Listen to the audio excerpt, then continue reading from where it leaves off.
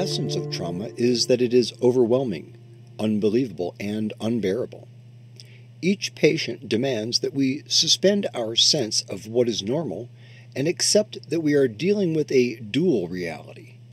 The reality of a relatively secure and predictable present that lives side by side with a ruinous, ever-present past. Vanderkolk, 2014, page 195. And from Internal Family Systems by Richard Schwartz, Ph.D. 3 types of parts. IFS classifies parts in 3 broad categories according to how they function in relation to each other. An injured part, or exile, is primary in its influence on the behavior of other parts. Orbiting around exiles are 2 categories of protective parts. The proactive protector, called a manager, has the role of maintaining the individual's functioning despite what the exiles feel. The reactive protector, called a firefighter, has the role of distracting from and suppressing the emotional pain of exiled parts, which breaks through despite the best efforts of the manager. The 3 types of parts. Number 1, exiles. Revealed in feelings, beliefs, sensations, and actions. These parts have been shamed, dismissed, abused, or neglected in childhood and are subsequently banished by protectors for their own safety and to keep them from overwhelming the internal system with emotional pain. A great deal of internal energy is expended to keep exiles out of awareness. 2. Protectors. Proactive protectors are managers. Proactive helpers who focus on learning, functioning, being prepared and stable. Managers are vigilant in trying to prevent exiles from being triggered and flooding the internal system with emotion. As a consequence, they are hardworking and use a variety of tactics. Not least, determined, relentless, criticizing, and at times shaming, to keep us task-oriented and impervious to feelings. 3. Reactive protectors or firefighters. Reactive protectors share the same goal as managers. They want to exile vulnerable parts and extinguish emotional pain. However, reactive protectors are emergency response workers. They get activated after the fact when the memories and emotions of exiles break through, despite the repressive efforts of managers. Reactive protectors tend to be fierce and use extreme measures that managers abhor, like alcohol and drug abuse, binge eating, excessive shopping, promiscuity, cutting, suicide, and even homicide. Richard Schwartz, Ph.D.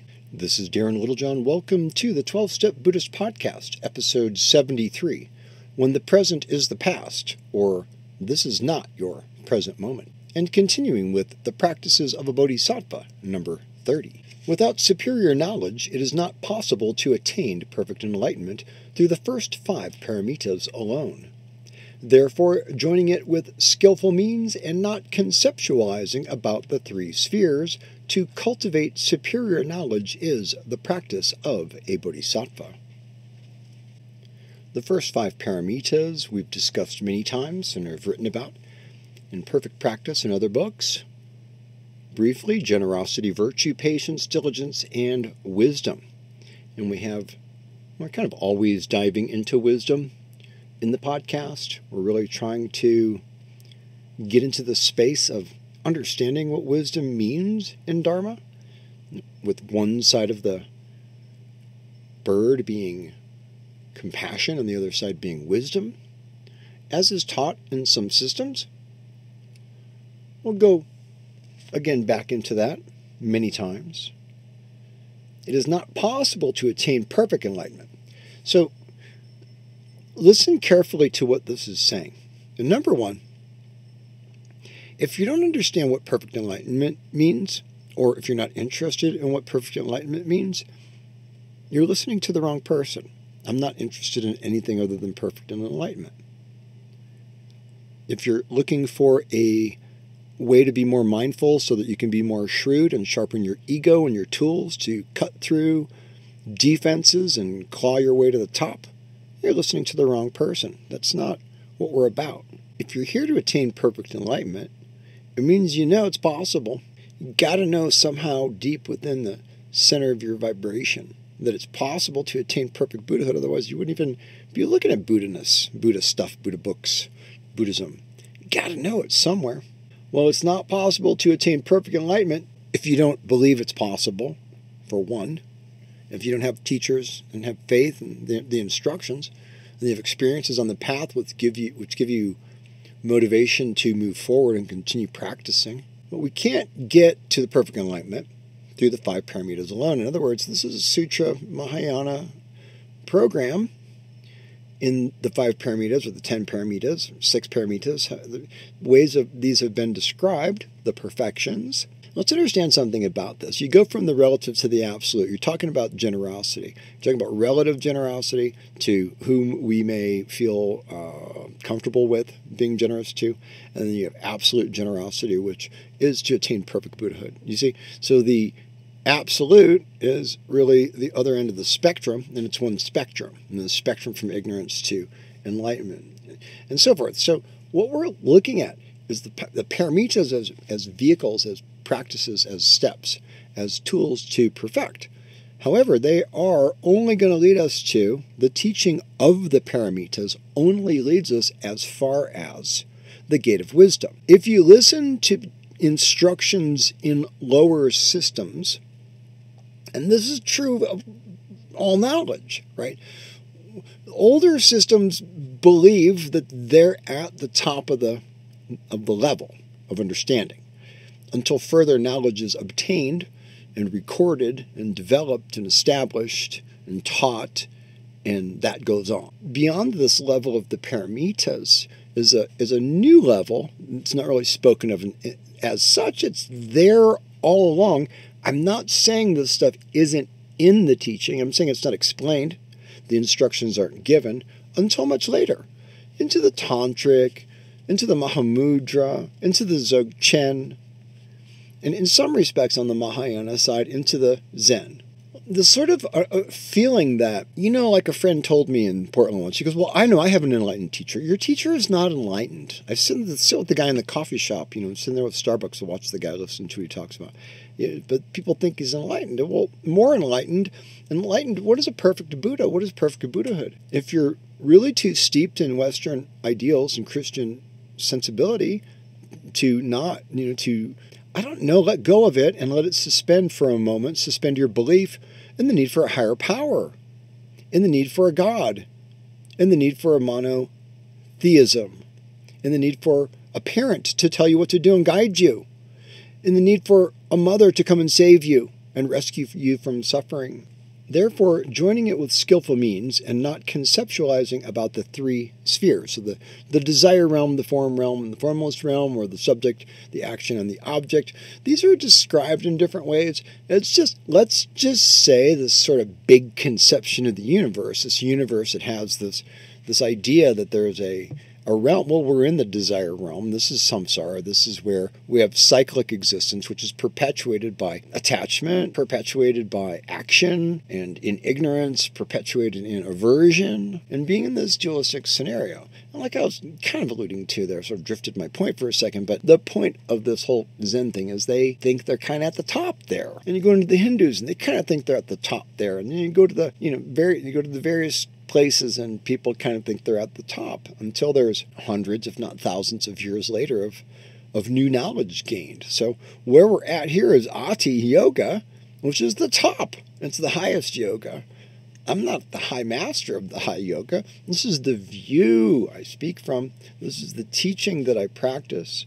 So you have these paramitas and you use them as tools in your toolbox. You're like Jim the Tool Guy with your Dharma toolkit. Hey, go ahead, bitch, break something, and you pull out your paramita. I haven't perfected it yet, but I'm working on my generosity. You work with these 3, how many infinite lifetimes, however many lifetimes it takes to build the karma up, sharpen up the sword of Manjushri, cut through the non-dualism. But that's not even the highest thing either. See, a lot of people stop there, because what happens when you're in non-dual? Well, there's nothing, because there's nothing to be something.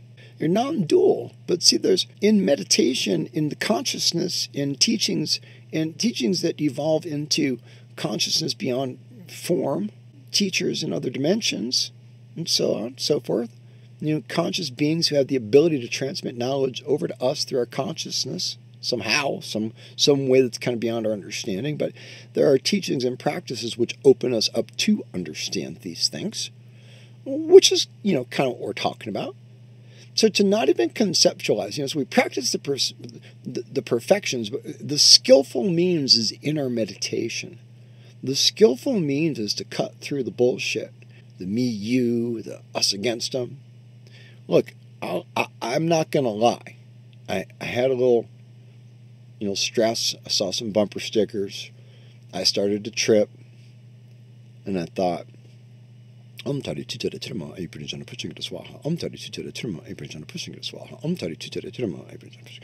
this is a surrender. Man, I am kind of in the moment a bit powerless here. I got to get my sutra up online, get my sutra going.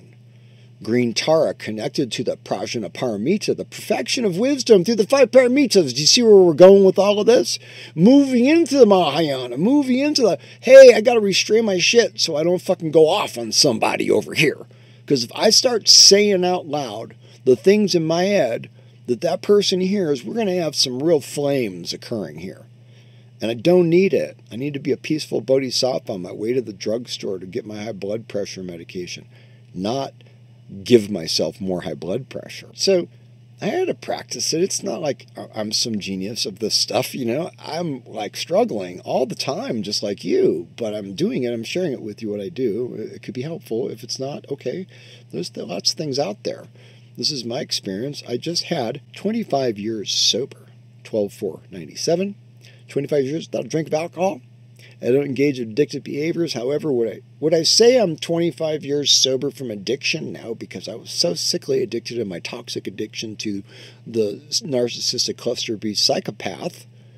I was so into trauma bonding and addiction there.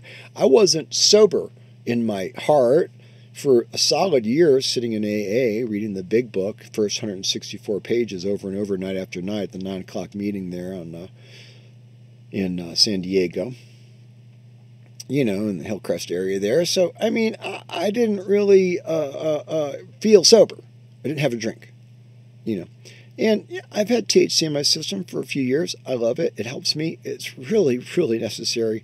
You like me a lot better this way. Trust me. And it's even still hard to manage. There's other things required. But I don't feel like I'm in this sick, obsessive, cyclical, addictive, junky, like it's all like that's all other stuff to me. Like that's not how I am. Like that's not how I do. It's how I was doing in the addictive relationship for some years. I through the bipolar and through all of this stuff and the traumatic past and attaching to someone, this and that. I'll write about this more later. I have books planned, but the idea here that I'm trying to share with you is that this stuff has to be practiced on the fly in the moment. And ultimately, what I consider sobriety and recovery for myself is not participating in these activities. However, I haven't had a drink of alcohol in 25 years. I haven't had cocaine in 25 years. I haven't had methamphetamine in 25 years. What am I leaving out? I haven't had Vicodin in 25 years. In April 7th or so, I won't have had tobacco nicotine products for 25 years. All right? As I mentioned, I do psychedelic-assisted self-therapy. I do psychedelic-assisted meditation and various types of things, but not too much, very microdose level oriented, very I'm kind of afraid of it. Honestly, it's a lot of hard work to get in there and do stuff. I'm not trying to, go fly on the clouds, I'm trying to, understand and get into the insight. So, where the paramitas leave us in form of insight, and, Tara comes in with the wisdom of energy and movement and visualization and mantra and mudra and understanding the transformation through this knowledge of emptiness, like where we get to in the non-dual paths, maybe, if we got some instruction then to not get stuck there, because you could if you don't know any better. And it's real easy to get addicted then to nothingness, to get addicted then to emptiness, and to not understand. And when you're addicted to perfect peace and ease and emptiness with no movement, then you're falling down a slippery slope into some multidimensional black holes that you might not ever get out of, probably won't. Passing that on. It's passing on that information. You should be aware of the paths of bullshit from the paths that lead to something and give you some benefits and results. Okay? I don't do bullshit. I only do results-oriented things because bullshit pisses me off and it takes my time. And I've got no patience for it. I really want to get something accomplished here. The clock is ticking day after day, one foot in front of the other. Samsara, samsara, samsara. Where am I going? I'm trying to get free, people. Practicing the paramitas, bringing us into the wisdom of emptiness so that we can have a concrete experience, not even remaining in any kind of doubt. Understanding in a non-physical, non-tangible, non-expressible, yet for-rizzle way. The real for real. Not some bullshit conception that we lay onto reality, such as, hey, I'm a concrete self, totally exists. I'm inherent. You're not inherent. Where'd you come from? You can't even pull up your own. Can you go turn around at your ass and pull up your own root? Tell me where you're from. How'd you originate? Don't give me some bullshit. You're not inherent. You're not independent. I'm telling this to myself because I feel independent all the time.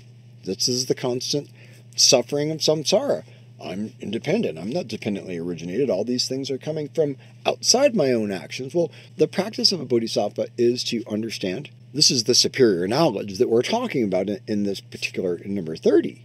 And the superior knowledge is this knowledge. This is the knowledge that there's nothing, and yet there's something. We've got to understand. This is an experiential thing that the teachings lead us to that, I can barely say anything about it. Who could say? Even my teacher would say, even the tongue of the Buddha was frozen. Buddha banged the drum and gave teachings. Do you know what I'm saying? Can you imagine? You're at a Black Sabbath concert at 17 years old on LSD 25 and whoever it was, Vinny Appice or somebody, banging the drums, Bill Ward in the early days.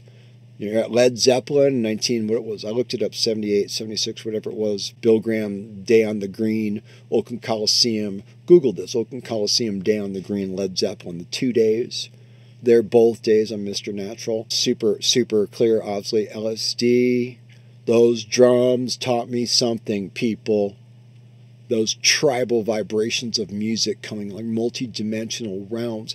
Don't tell me Jimmy Page wasn't a wizard playing his guitar and moving the ballerina around the stage and she floated up onto the piano during no chord. Come on. The drums of the Buddha, baby, are pounding. We got to listen to the vibration. That's why these mantras. The teachings can come, but we can't always hear it. And you got to be listening, you got to be tuning in. So we focus, we do these focus practices, we practice these paramitas, we get into our experiential understanding beyond conceptualization. Beyond conceptualization of the three spheres or any other spheres. The subject-object. Though there's a me and there's a you and that I need to do something to change it, it's unacceptable the way it is. Experience. The internal family systems experience of understanding who we are from these perspectives of aspects of ourselves relates to, for me, the experience of trying to be in the present moment, which really is the problem because trying to do something implies the subject-object scenario. Well, what if your effortless awareness seems like, after practice, you can say, kind of seems like I'm in the present moment, I'm pretty grounded, I'm pretty relatively grounded. I took a few yoga classes a day for a decade, hot yoga, taught it constantly, and present moment seems like I'm in the present moment when it's 108 degrees and you're just spewing sweat. You're like, every pulse of your heart is oozing sweat. And you're trying to hold your form and keep your balance and tuck your tailbone and ground your right toe down and turn your knee slightly outward from the femur. You got to be, in the present moment or you're going to collapse there, How is it really? How is the present moment? And I have some thoughts on it because I just want to share this with you because I think that a lot of the years that I felt like I was in the present moment, I was really kind of like the present moment is this clear glass, and then there's this layer of tape over, this layer of like cellophane tape over it that makes it cloudy, and there's like some debris in there, like some karmic relationships and some emotional traumas and some layers of obscuration, and then there's another layer of tape, and then there's some more experiences. And I'm thinking, yeah, man, I'm really in the present moment. But honestly, the real present moments experiences have come through those intense experiences, through other practices, through spontaneously, not even trying to forget. You forget to hate life for a second or something, and you're like, whoa, that was like a beautiful breeze of the nowness of now just blew through me. And I felt ever-present and effervescent in the universe. Like not interconnected, but like beyond even the ideas, like I can't even talk about it. It's like some sort of central universal interconnectivity experience just occurs. Oh, and then you're like, oh, did that really happen? Yeah, these things can happen if you document, if you work with the teacher, if you work with teachings, if you have the support of a Sangha, if you're talking and dealing with people who work on this level. If you're just struggling to get on with your sobriety, then there's a lot of places for you to deal with that. So I just want to leave you with a couple of ideas on this freshness of now kind of deal. And then you could, I don't know, it's just an idea to throw into your practice. Am I in the now? Or am I looking through these layers? Is the now obscured? Pink Floyd, Obscured by Clouds. Childhood's end, our fantasies merge with harsh realities. Are we obscured by clouds of thought, by clouds of memory, by clouds of traumatic experience? Or is it rich? Is it sparkling? Is this moment radiant, effusive, expansive, boundless? Are we compassionate, generous, patient, kind? You see, the spontaneousness of the present moment is free of karmic influence and is therefore already perfected. From the point of view of Dzogchen, we kind of get that because it makes perfect sense, does it not? Doesn't that make perfect sense? It's as clear as it could possibly be. You're either layering something onto the freshness of now, or you're not. And if you're not layering something onto the freshness of now, word is on the street, the hush-hush behind the scenes, secret handshake stuff, it won't be some bullshit. Do you feel me? If you're in the freshness of the nowness of now, and you might be doing, 20 meters an hour down the fresh pow-pow off of Mount Whitney, off a helicopter, if you tell me that you're in the freshness of now, I'm going to believe you. But what do you do with that? You have to keep being addicted to that experience? Do you have to keep thrill-seeking? What happens when your body gives up on that? And how are you going to be in this for real? Not just thrill-seeking, but being able to be jolted into or fall into spontaneously the nowness of now in such a way that it's useful to our life and our practice and our recovery and our ability to be on the Bodhisattva path to help end suffering and drain the infinite oceans of samsara. This is Darren Littlejohn. Do you know what would help me a lot? If you get a copy of Compassionate Recovery for a friend and you give it to them and you tell them they can email me to get questions answered. That will help me a lot because I need your help to get the word out about this book. And it's really the culmination of my life's work. And it's a really important topic. I didn't invent the topic.